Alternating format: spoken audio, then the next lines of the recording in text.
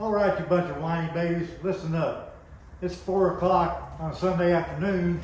It's 105 degrees, but we got work to do. We ain't got time to cry about how hot it is. I got this here grill. You see this bad paint all over?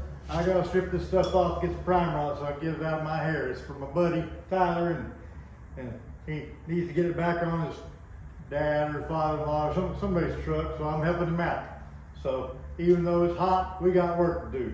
But that reminds me of 2012. That was 61 days over 100 degrees in Oklahoma City, consecutive. There was no breaks. It was 61 days over 100 degrees, and we were working every day. And I recall one day, about 4 o'clock in the afternoon, it was 105 degrees, and I was 50 something at the time, and I had my shop foreman who was 40 something at the time, and we were both working on masking up cars to paint them. Had a young feller, he's about 22, he was working, and we were masking up chrome and taping up windows, and I walked by and I saw that he had missed the corner of one of the black side moldings to go down side by almost a half an inch. And I'm like, Scott, what's this here?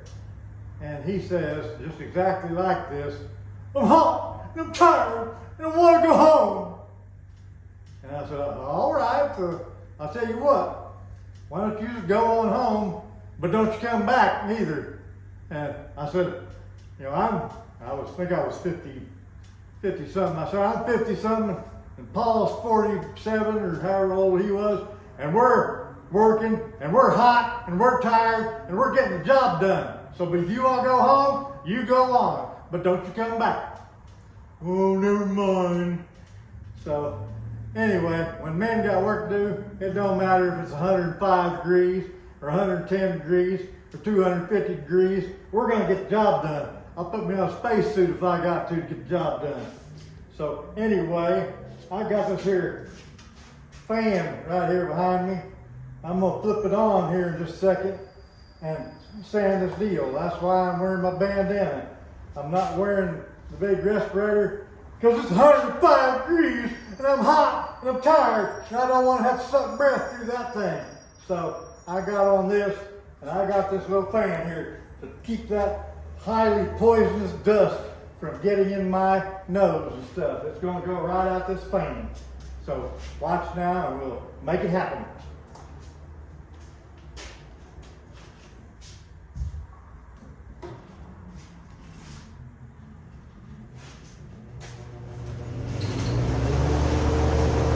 Would you look at that? The fan is going like gangbusters.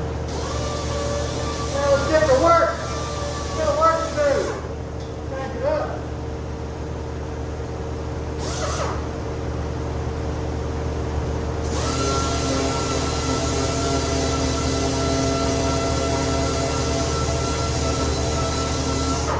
This paint is peeling off. It's got a lot of bare plastic showing.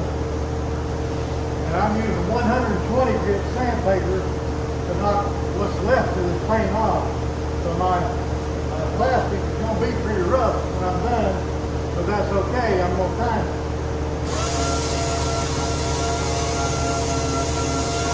I'm going to speed this up so you don't have to stand here and watch me sweat the whole time. But 120 grit is all I'm going to use. I'm not going to sand it again with some other grit if we don't need to. I'll explain more about that later.